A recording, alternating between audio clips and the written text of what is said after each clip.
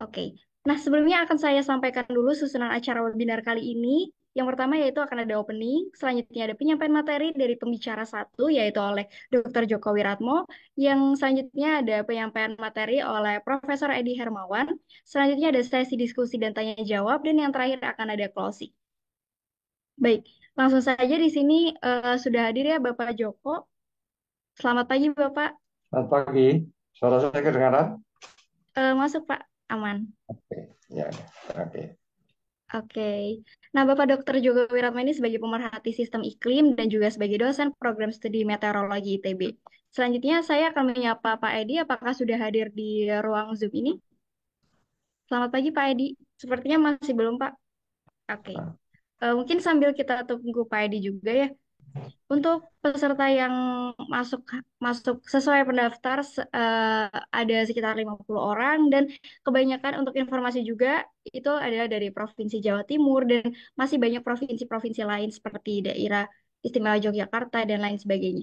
Kemudian selain itu juga terdapat dosen-dosen, guru, mahasiswa, dan dari swasta juga ya sepertinya. Untuk selanjutnya, oh ya saya ingatkan juga untuk presensi sudah dikirimkan di kolom chat. Untuk peserta yang sudah hadir, bisa langsung saja mengirim presensi yang ada untuk pendataan. kan di dalam profil peserta, ini kita lihat ya, bahwa 52% itu terdiri dari para guru maupun dosen, gitu. Kemudian 17% itu mahasiswa dan pelajar, 15,7% ya. Kemudian yang 15,7% juga berarti situ PNS ya. Kemudian ada swasta, itu ya 5,9%, lalu pemerintah, instansi pemerintah 5,9%, kemudian yang freelance ada ya itu 2%, dan kemudian yang itu lain-lain ya, yang 2% lain-lain. Betul.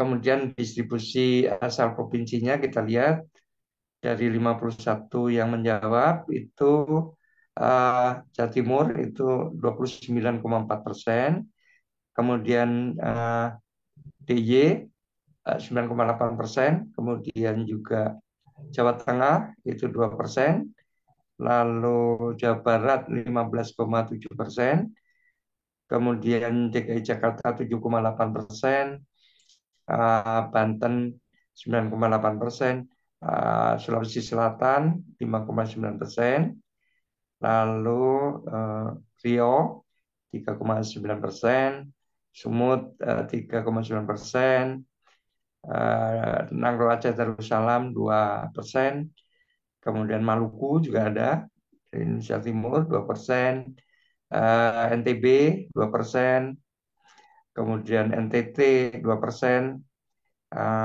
dan Bangka Belitung juga hadir 2%, Kalimantan Selatan ya. Sudah, Pak. Jadi kurang lebih ada berapa provinsi itu? Dari 52 ada 15 provinsi atau berapa kemarin itu? Iya, kurang lebih ada 16 provinsi, Pak.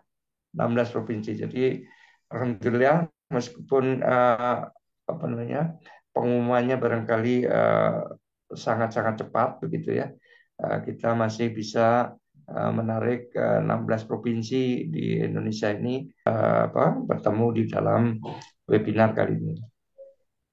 Nah, barangkali perlu saya sampaikan ke Bapak Ibu semua bahwa webinar ini semacam ini sebenarnya merupakan upaya kami ya, khususnya dari saya yang memotorinya begitu, agar supaya informasi-informasi cuaca, musim dan iklim di wilayah kita di Indonesia itu bisa apa namanya, bisa lebih baik begitu ya, dalam arti bahwa tidak sampai terjadi simpang siuran informasi, kemudian berita-berita hoax banyak muncul dan sebagainya. Itu tujuan kami seperti itu. Sekaligus juga ada kegiatan yang kami rancang juga, tetapi itu adalah institusi gitu ya, yang juga inline dengan apa yang saya motori di dalam apa namanya, sedekah ilmu ini, gerakan sedekah ilmu ini. Saya berharap apa-apa yang kami sampaikan melalui gerakan semacam ini bisa menginspirasi bagi rekan-rekan dosen yang lain atau bahkan bagi masyarakat yang memang mempunyai background keahlian tertentu untuk bisa menyebarluaskan kemampuannya bagi masyarakat gitu ya. Sehingga masyarakat mendapatkan apa namanya pencerahan sekaligus juga peningkatan kemampuan ya, pemahaman, pengetahuan dan sebagainya, bahkan mungkin keterampilan ya kalau hal-hal yang diajarkan adalah hal-hal yang sifatnya praktis, dan itu tidak akan mengurangi rezeki Bapak Ibu semua. Bahkan itu bisa jadi akan menjadi salah satu ladang amal kita dan juga akan bisa menarik rezeki yang lain yang mungkin melalui. Jadi itu kegiatan ini sebenarnya sudah kami lakukan beberapa tahun sebenarnya. Kami lakukan misalkan dengan membagi informasi terkait buku. Jadi buku-buku yang kami tulis gitu ya, itu bisa Bapak Ibu saudara-saudara semua akses begitu ya. Jadi gratis. Jadi kami tidak memungut bayaran untuk itu. Salah satunya adalah buku Mentilupi Tropis yang pernah saya share di dalam blogspot saya gitu. Ya, jadi itu seperti itu. Nah, oleh karena itu kesempatan-kesempatan semacam ini kami ya, membuka ruang untuk bisa berdiskusi barangkali gitu ya. Kalau ingin diskusi atau pengen ada semacam clearing house gitu. Jadi yang kami lakukan itu nah ini saya gandeng Prof. Edi dari BRIN gitu ya. Meskipun ini adalah kegiatan yang sifatnya pribadi gitu ya. Jadi tidak mainkan institusi, tetapi karena mau tidak mau ada nama institusi yang melekat di dalam diri kami gitu ya. Jadi ya kami harus lebih bagus lagi ya di dalam menyampaikan berbagai macam hal yang patut Bapak Ibu semua ketahui. Nah ini kegiatan semacam ini akan terus kami lakukan gitu ya. Mungkin tidak secara teratur begitu ya, tergantung pada apakah ada hal-hal di masyarakat yang perlu untuk diluruskan misalnya gitu ya. Jadi moga-moga apa yang kami sampaikan ini bisa berkenan pada Bapak Ibu semua. Jangan ragu-ragu seandainya kalau ada hal-hal yang mau ditanyakan gitu ya.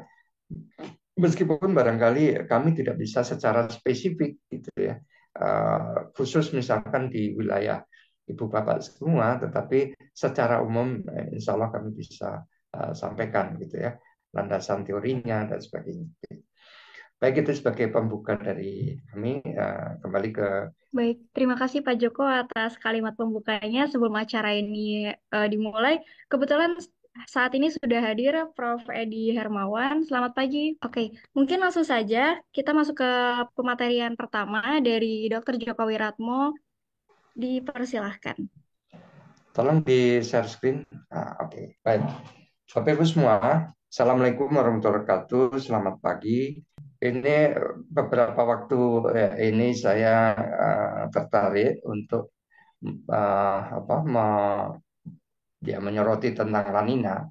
Kemarin saya berbicara di dalam forum nasional juga hari Minggu kemarin, itu terkait dengan masalah perubahan iklim.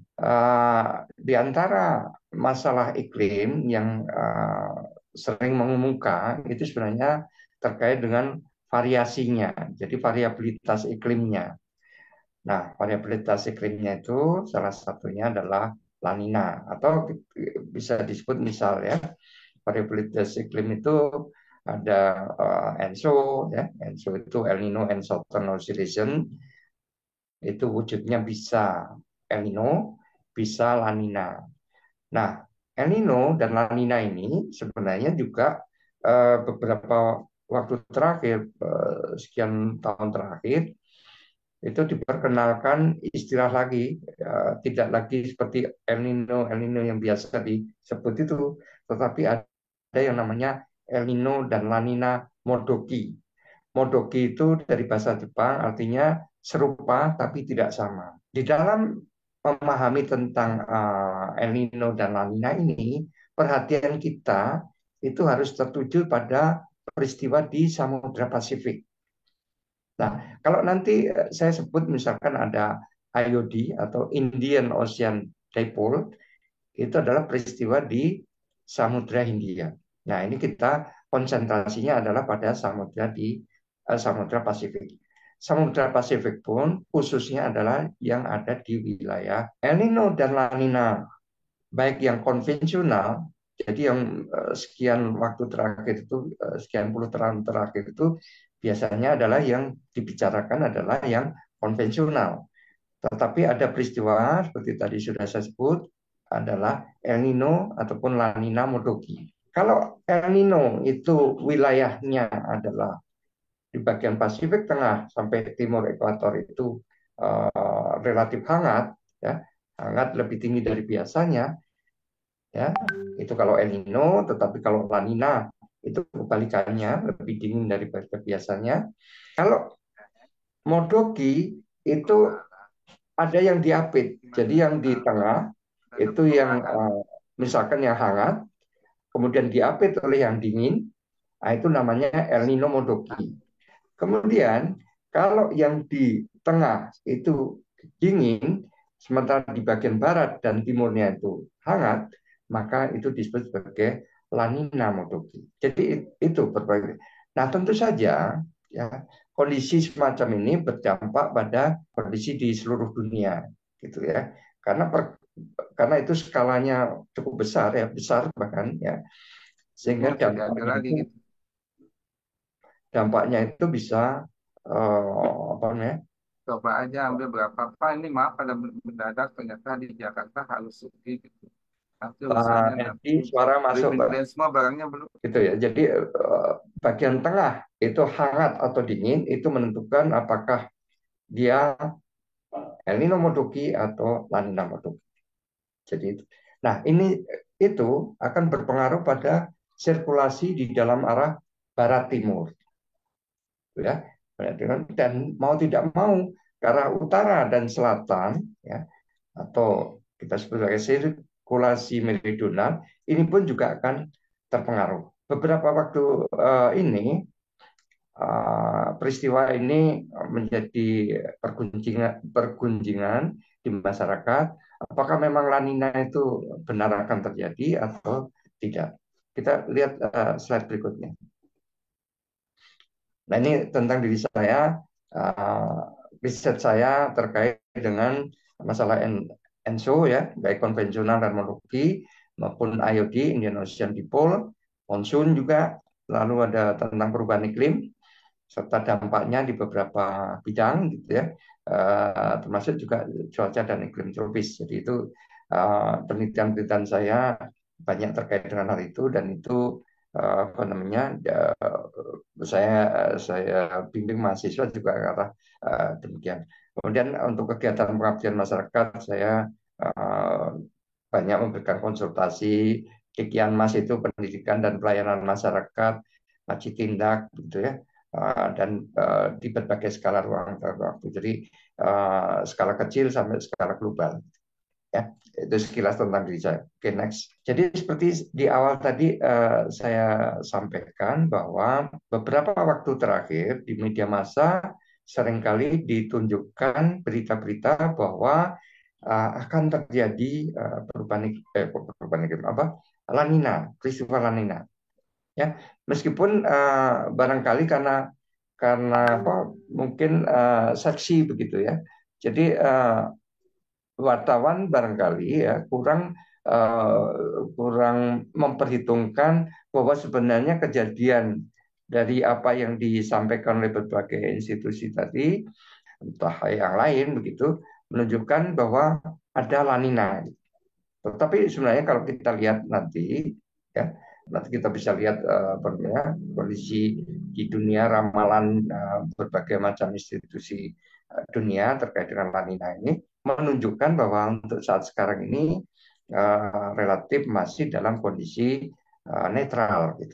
Ya, jadi artinya tidak sampai penyimpangan temperatur atau anomali suhu permukaan laut di Pasifik bagian tengah dan timur ekuator, khususnya kalau untuk mengetahuinya adalah di bagian tengah ekuator, ya Samudra Pasifik bagian tengah ekuator itu masih menunjukkan kondisi netral, kurang dari setengah ya anomali suhunya, kurang dari setengah derajat Celcius minus gitu ya, kurang dari minus 0, artinya maksud saya nilainya itu penyimpangannya masih antara minus 0,5 sampai 0,5. Kalau di atas itu, di atas 0,5 derajat Celcius, itu menunjukkan El Nino, tetapi kalau di bawah dari minus 0,5 derajat Celcius, itu menunjukkan La Nina. Ya, di antara nilai itu, penyimpang nilai itu menunjukkan kondisi netral. Apa yang disampaikan ini barangkali karena judulnya apa namanya langsung disebut La Nina begitu ya, sehingga barangkali orang ya akan kurang begitu memperhatikan isinya begitu. Kadang-kadang begitu ya.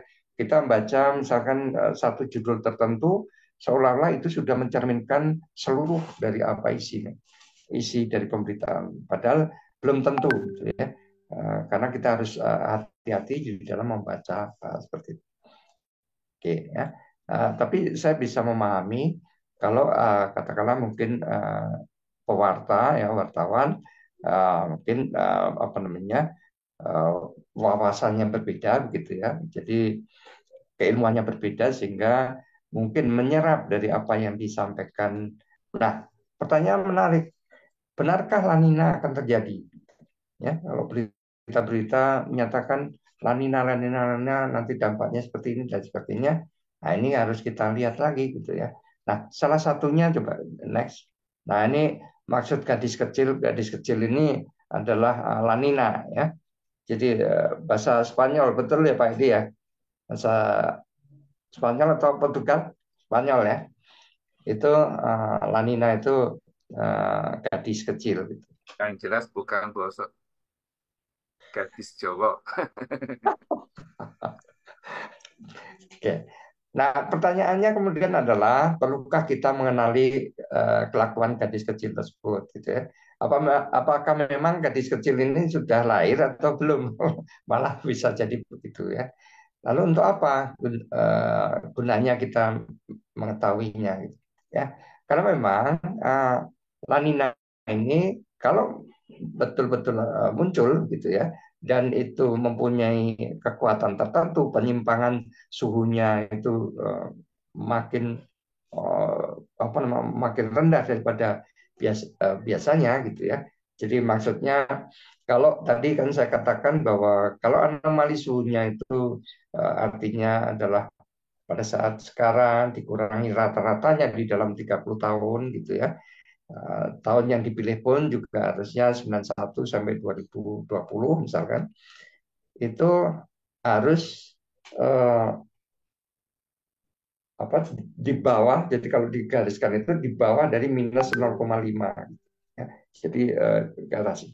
Nah, kalau makin kecil gitu ya, makin kecil artinya misalkan sampai minus 2 gitu ya, atau minus 2,5 derajat, maka itu makin besar dampaknya bagi cuaca, musim, dan iklim global gitu ya.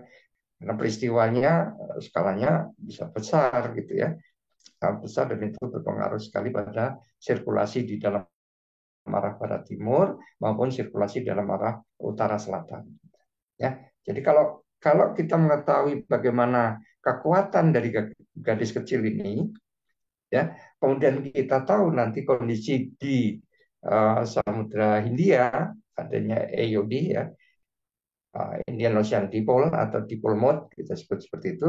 Kemudian juga kita tahu tentang monsunnya dalam arah utara selatan, maka ini tentu saja akan berdampak besar gitu ya bagi kondisi di wilayah kita. Oleh karena itu nanti kita perlu untuk mengetahui kondisinya seperti apa.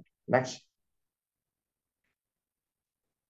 Nah, kalau kalau katakanlah nanti betul ya bahwa akan terjadi La Nina gitu ya, maka apa yang harus kita lakukan? Ini tergantung pada bidang kita masing-masing gitu ya. Misal kalau di pertanian ya itu katakanlah jadi kalau cukup kuat ya laninanya itu hujan makin banyak terjadi gitu ya. Kemudian apa namanya yang tadinya mungkin wilayahnya relatif kering, sekarang menjadi lebih basah dan sebagainya. Itu kondisi di wilayah kita. Dan biasanya itu adalah bagian tengah sampai ke arah timur. Jadi kondisi di Samudra Pasifik itu berdampak pada kondisi wilayah Indonesia, khususnya bagian tengah dan timur. Nah, semakin dekat dengan Samudra Pasifik, biasanya itu relatif lebih terdampak. Makin jauh, makin kurang terdampak. Demikian juga nanti kalau kita bicara tentang IOD ya, yang di Samudra India, itu kalau misalkan peristiwanya katakanlah positif ya, itu dampaknya lebih banyak pada kondisi curah hujan di wilayah Indonesia bagian barat karena berdekatan dengan Samudra India. Tetapi di dalam hal ini kalau positif itu artinya berkurang ya, curah hujannya di wilayah Indonesia bagian barat khususnya itu berkurang. Makin ke arah timur, pengaruh dari kondisi di Samudra Hindia ini untuk wilayah kita itu makin berkurang. Ya. Jadi karena tadi kalau El Nino La Nina itu di Samudra Pasifik, maka yang bagian paling barat misalkan itu biasanya itu makin berkurang. Jadi menuju makin ke arah barat itu makin berkurang pengaruhnya. Gitu. Ya. Sementara yang di Samudra India ya itu makin ke arah timur dampaknya makin berkurang. Nah tergantung apakah positif negatif. Kalau positif ya pengurangan curah hujan biasanya begitu ya. Kalau negatif itu peningkatan curah hujan. Nah kalau di Samudra Pasifik El Nino biasanya menyebabkan kekeringan ya makin kering. Sementara kalau La Nina makin basah. Itu kira-kira ininya. Kemudian kita juga harus tahu nanti terkait dengan yang monsun gitu ya. Monsun itu yang arah utara selatan, ya, meridional. Jadi kalau misalkan monsun dari Asia, artinya anginnya itu berasal dari arah Asia, ya, menuju ke arah Australia, itu akan terjadi banyak hujan, gitu ya. Sebaliknya ketika berasal dari Australia atau monsun Australia, melewati wilayah Indonesia menuju ke benua Asia itu akan lebih kering, gitu ya. Nah, pada saat sekarang ini ya, untuk monsun sudah bisa ditebak sebenarnya, ya itu adalah lebih kuat berasal dari Australia. Kenapa? Karena matahari berada di belahan bumi utara. Pada saat nanti ya tanggal 21 Juni bulan ini itu matahari tepat kurang lebih di 23,5 derajat lintang utara. Ya, jadi batas maksimal ke utara itu 23,5 derajat ya gerak semu matahari, ke arah selatan juga 23,5 derajat. Jadi ketika matahari berada di utara ya maka nanti juga akan perawanan akan bergeser menuju ke arah utara. Sementara kalau misalkan pada saat sekarang ini misalkan ada kejadian dipol positif misalkan, maka jumlah curah hujan, jumlah perawanannya juga berkurang. Nah, kalau di La Nina itu menyebabkan kondisi di wilayah kita lebih basah, maka itu sebenarnya ya karena berpengaruh baik IOD maupun yang apa namanya ENSO itu berpengaruh dalam arah barat timur, maka ini ya, perawanan itu digoyang menuju ke arah timur gitu atau ke arah utara atau seperti apa, tergantung kekuatan masing-masing. Jadi apakah apa namanya yang sekarang katakanlah ya itu musim kemarau ya biasanya musim kemarau itu JJA ya di wilayah Indonesia itu khususnya JJA Juni Juli Agustus, maka yang dari arah Australia ini anginnya lebih kuat menggeser perawanannya karena matahari di utara, penguapan banyak di utara, maka perawanan akan lebih banyak dan sebagainya. Jadi kekuatan-kekuatan itu ya tarik-menarik antara yang Samudra India dengan Samudra Pasifik dan dari Asia dan Australia. Khususnya untuk wilayah kita ya. Saya bicara untuk wilayah kita. Jadi seperti itu.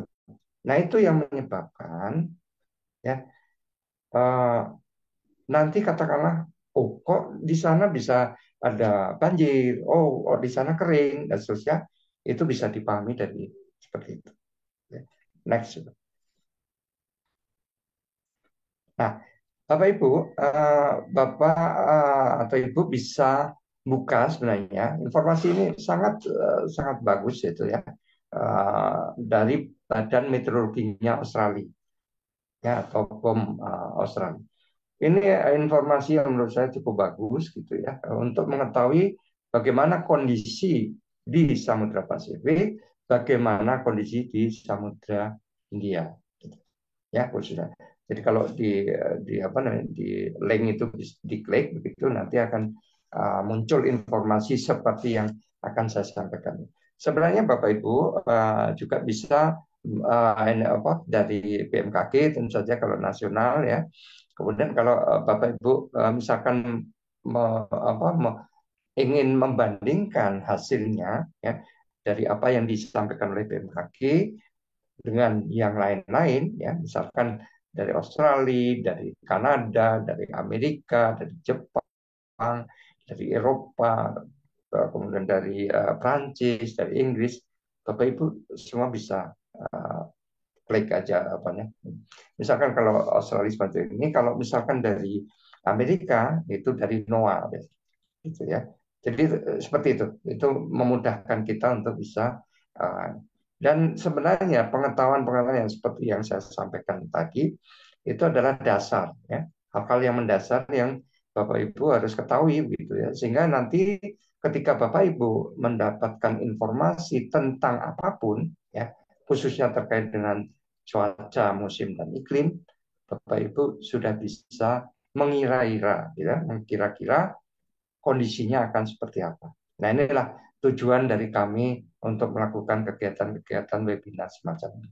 Nah, ini adalah kondisi ramalan ya, atau prediksi forecast gitu ya, untuk bulan Juni sampai Agustus, anomalinya gitu ya, anomali suhu permukaan laut di seluruh dunia. Bapak Ibu lihat makin ke arah kanan itu anomalinya makin kuat gitu ya. Jadi anomali itu nilai atau kondisi pada saat sekarang dikurangi nilai kondisi rata-ratanya, klimatologi rata-ratanya. Nah, itu kita sebut sebagai anomali. Nah, ini ada anomali positif, ada anomali negatif. Anomali positif artinya bahwa suhu permukaan laut di dunia ini itu lebih tinggi daripada kondisi rata-ratanya selama 30 tahun. Ya. Kemudian kalau negatif itu artinya kondisi saat yang kita tinjau itu kurang dari rata-ratanya selama 30 tahun. Nah, kita lihat ya bahwa sebagian besar di dunia ini anomalinya adalah positif. Tetapi lagi-lagi kalau kita melihat apakah terjadi El Nino atau La Nina, maka konsentrasi kita itu adalah yang berada di sekitar ekuator, di Pasifik sekitar ekuator.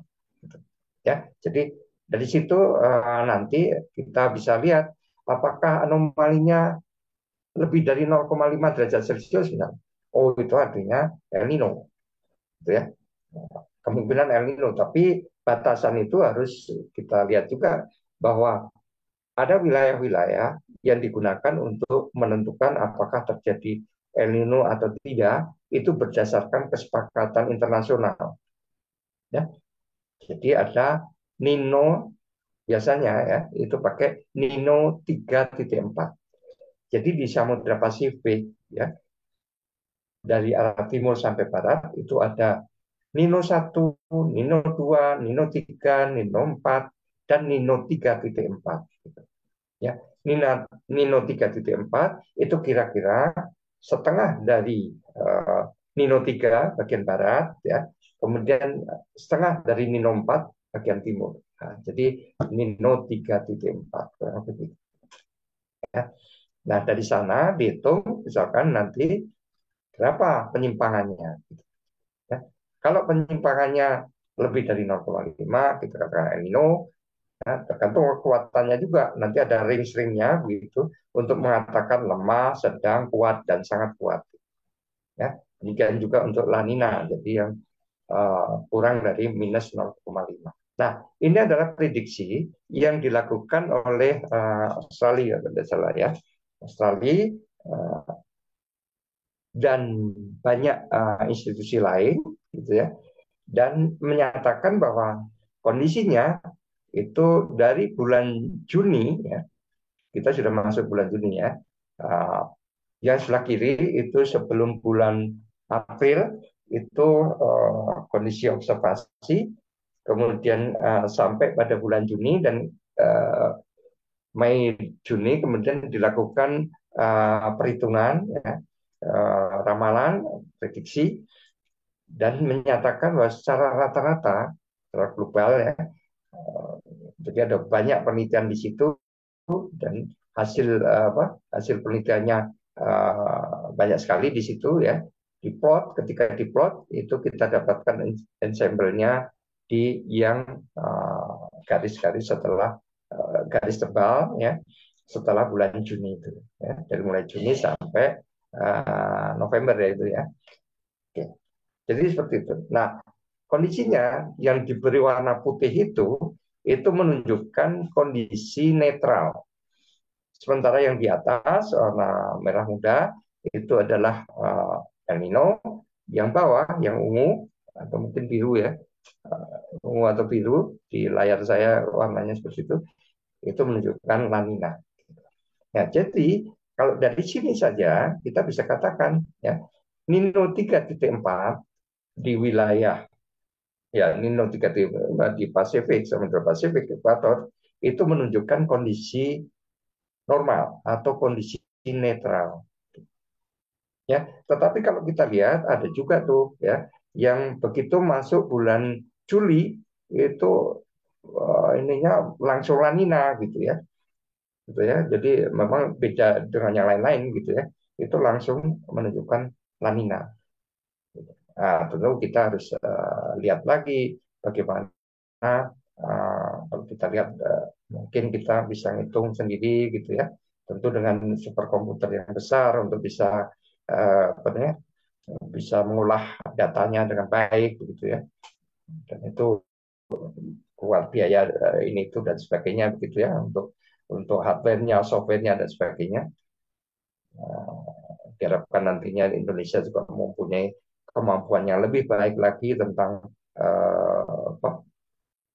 pengambilan data ya, kemudian kemampuan mengolahnya sehingga hasilnya bisa dirasakan oleh masyarakat. Next. Oke, nah ini prediksi yang dilakukan oleh ya 7 lembaga riset dunia, kelas dunia. Ya. Ada Australia, BOM, ya. Kemudian ada Kanada, ya. Lalu ada Eropa, lalu ada Jepang, ada Prancis, kemudian ada Amerika Serikat dan Inggris. Ya, itu kita lihat yang balok-balok itu, ya. Itu semuanya menunjukkan bahwa pada bulan Juni itu masih tetap kondisinya normal. Ya, semua lembaga dunia itu menunjukkan prediksi normal. Ya, next. Nah, bulan Juli juga demikian. Ya, lembaga-lembaga dunia masih mengatakan juga demikian. Ya, dan kalau kita lihat rata-ratanya juga negatif ya, secara ini negatif, tetapi hanya tidak sampai 0,5 derajat Celcius ya, minus 0,5 derajat Celcius. Jadi itu masih kondisi normal. Hanya yang menunjukkan ada nilai positifnya itu dari Prancis dan dari Australia. Ya, next. Kemudian ini kita lihat Agustus kelihatan sudah ada yang menunjukkan bahwa terjadi La Nina, tetapi kondisinya masih lemah, ya, kondisi lemah. Dan secara rata-rata menunjukkan bahwa La Nina belum terjadi itu, gitu. Ya, prediksi global itu menunjukkan global yang saya maksud dari 7 institusi tadi menunjukkan bahwa rata-rata rendah gitu ya, tetapi masih relatif apa namanya La Nina belum terjadi. Meskipun mungkin Kanada itu batas-batas di La Nina gitu ya dengan netral, kemudian ada di Inggris itu menyatakan bahwa kondisinya La Nina. Gitu. Ya, oke, next. Nah, bulan September itu bertambah ya, bertambah yang menyatakan bahwa kondisi La Nina akan terjadi, gitu ya. Tetapi secara rata-rata menunjukkan masih belum La Nina, jadi masih tetap netral. Next, ya. Oktober makin kelihatan, ya, makin kelihatan pergerakannya bahwa prediksinya banyak yang menyatakan La Nina, gitu ya. Tapi secara rata-rata masih tetap belum La Nina, gitu ya. Dan kalau kita bisa katakan bahwa 100% tidak ada itu yang menyatakan adanya kejadian El Nino, gitu ya. Tapi semuanya menuju ke arah kiri, jadi menuju ke arah La Nina. Sekarang kita lihat yang IOD, ya. IOD ini adalah kondisi di Samudra India, suhu permukaan laut, sea surface temperature Samudra India, dan indeks ya yang menunjukkan ini adalah temperatur ya, apakah terjadi IOD atau tidak, itu adalah temperatur permukaan laut ya di Samudra India. Itu apakah menyimpang lebih dari 0,4 derajat Celcius, itu katakan sebagai IOD positif. Kemudian kalau minus 0,4 ya, kurang dari itu kita sebut sebagai IOD negatif. Kita lihat ya, ensemble dari semuanya menunjukkan bahwa dari bulan Juni sampai bulan Agustus itu relatif positif ya, meskipun positifnya juga positif lemah gitu ya. Tetapi setelah itu menunjukkan kondisi netral. Nah, tadi saya katakan dampak dari kondisi dipole mode positif ya, itu adalah wilayah di dekat Samudra Hindia bagian timur, jadi yang berdekatan dengan apa namanya ekuator Sumatera, mungkin sebagian Kalimantan gitu, itu akan terdampak menjadi berkurang penguapannya gitu ya di sekitar itu, apa namanya, jadi karena dampak dari, kalau iodi positif itu artinya bahwa di bagian sedikit wilayah barat dari Sumatera ya, perairan di sekitar ekuator, di sekitar di sebelah barat dari Sumatera itu mendingin, sementara yang di bagian timur dari Samudra Hindia, sebelah timur dari benua Afrika, sekitar ekuator, itu kondisinya relatif lebih hangat, gitu ya. Jadi itu adalah kondisi dipole mode positif. Sehingga karena wilayah kita itu mendingin, maka perawanannya pun juga akan berkurang. Sehingga wilayah Sumatera dan wilayah Kalimantan itu akan mengalami pengurangan dari perawanan. Tetapi ini tidak terlalu besar gitu ya. Jadi Juni, Juli, Agustus dipole mode positif, tetapi tidak cukup besar gitu ya.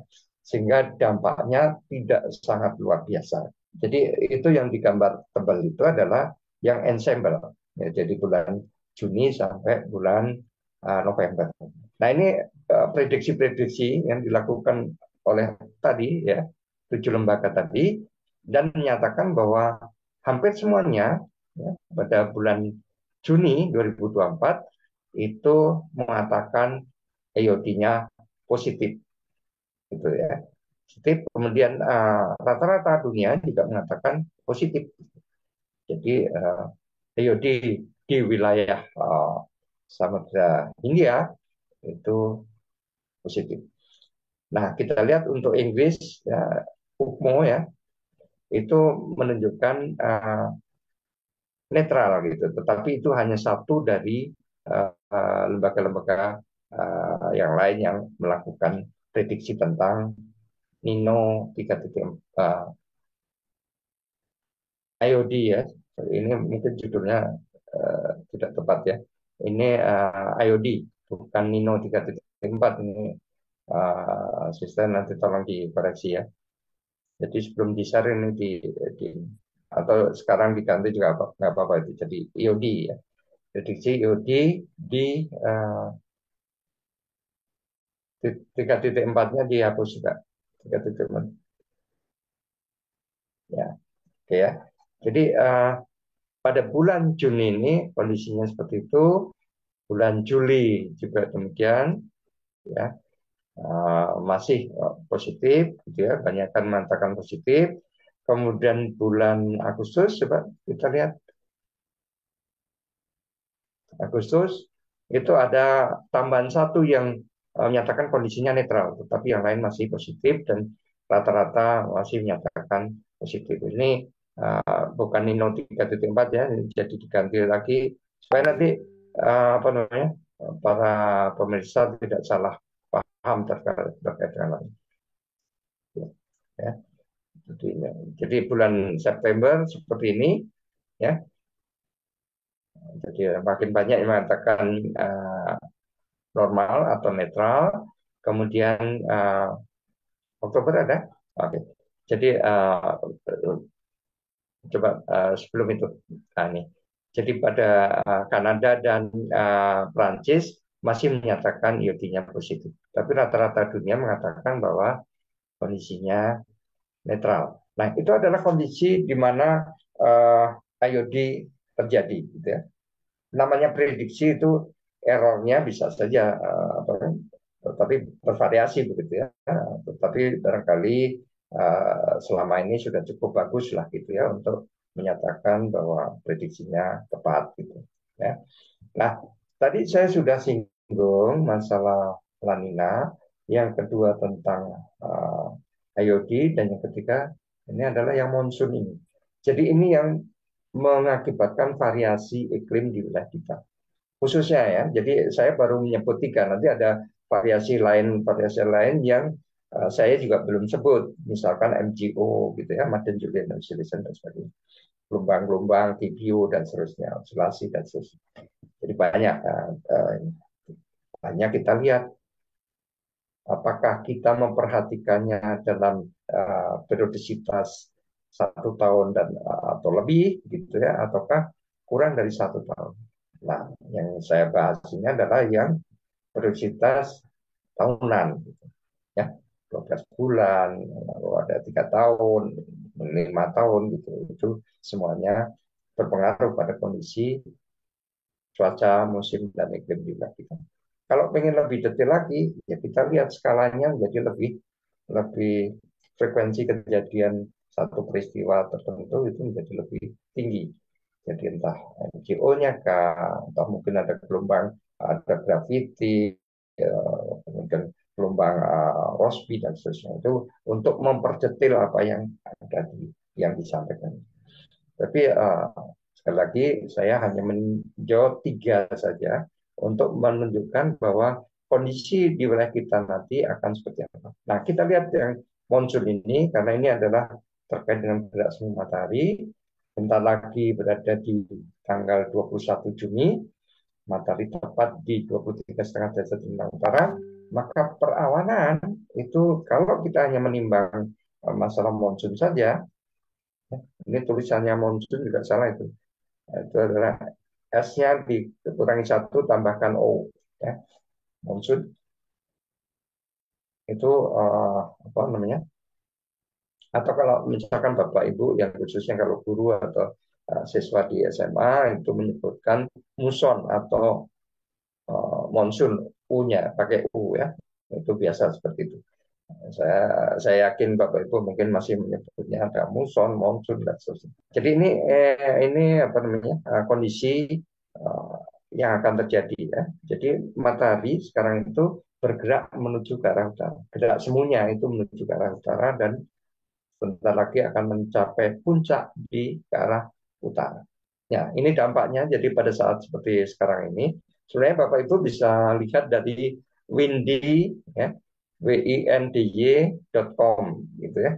Itu Bapak Ibu bisa melihat bagaimana kondisi saat ini, baik observasi maupun prediksinya. Gitu. Ya, itu bisa dicari di website. Ya. Kemudian apa namanya, yang lain-lain juga bisa banyak bisa diketahui. Di sini ini saya ngambil ininya saja apa namanya umumnya saja gitu ya, klimatologinya selama ini seperti apa. Nah, ini kita lihat ya pada saat sekarang ini matahari di utara, tekanan rendah di utara, kemudian tekanan tinggi ada di selatan, dari Australia menuju ke arah Asia untuk anginnya, gitu ya yang ditunjukkan warna merah itu menunjukkan arah angin. Nah, kita lihat ya dengan kondisi semacam itu, karena wilayah Australia itu dingin, maka jangan heran kalau Bapak Ibu semua saat sekarang ini pada jam-jam mungkin jam 4 ya, jam 5 atau mungkin setengah 4 gitu, itu dingin gitu. Ya, sangat dingin. Karena apa? Ya, anginnya dari Australia, Australianya lagi dingin gitu ya. Jadi dia bergerak menuju Asia dan di wilayah kita akan terasa suhunya rendah ya pada pagi hari. Dan jangan heran kalau mungkin pada waktu-waktu dekat ini mungkin ada terbentuk es, entah di apa, jadi lapisan es itu menutupi dari apa namanya dedaunan gitu ya, misalkan di Dieng, ya. Kemudian di beberapa tempat yang lain gitu ya, di Jawa Timur juga ada seperti itu. Ya, jadi karena memang udaranya dingin karena berasal dari Australia. Jadi Bapak Ibu, jadi dengan mengetahui katakanlah tadi ya bahwa La Nina pada saat bulan Juni ini misalkan ya itu belum terbentuk ya, diperkirakan belum terjadi. Kemudian apa di tadi untuk bulan Juni itu relatif lemah IOD-nya ya. Kemudian monsun dari arah dari arah Australia gitu ya, maka itu menyebabkan pergeseran ya atau pelenyapan awan di wilayah kita. Ya, bagaimana kekuatannya? Ya, tergantung kuat mana tadi ya, seperti tarik tambang gitu, ditarik barat timur atau utara selatan. Gitu. Nah, itu yang diperebutkan apa? Awannya gitu. Ya, jadi kurang lebih seperti itulah ininya. Saya tidak bisa menyampaikannya secara detail karena itu butuh kemampuan superkomputer yang handal untuk bisa mengolah itu semua. Ya, moga-moga saja instansi-instansi yang berwenang itu betul-betul bisa memperoleh pendanaan untuk bisa jadi datanya bisa menjadi lebih diperoleh. Jadi data center bisa terbentuk dengan resolusi yang lebih tinggi, gitu ya, dan kemampuan superkomputernya yang makin canggih, gitu ya, sehingga nanti ketika dilakukan pengolahan data sumber daya manusianya bagus, gitu ya, itu nanti akan menghasilkan prediksi cuaca musim yang mungkin yang lebih baik. Baik, itu saja sebagai pengantar dari saya. Terima kasih. Selamat pagi. Wassalamualaikum warahmatullahi wabarakatuh.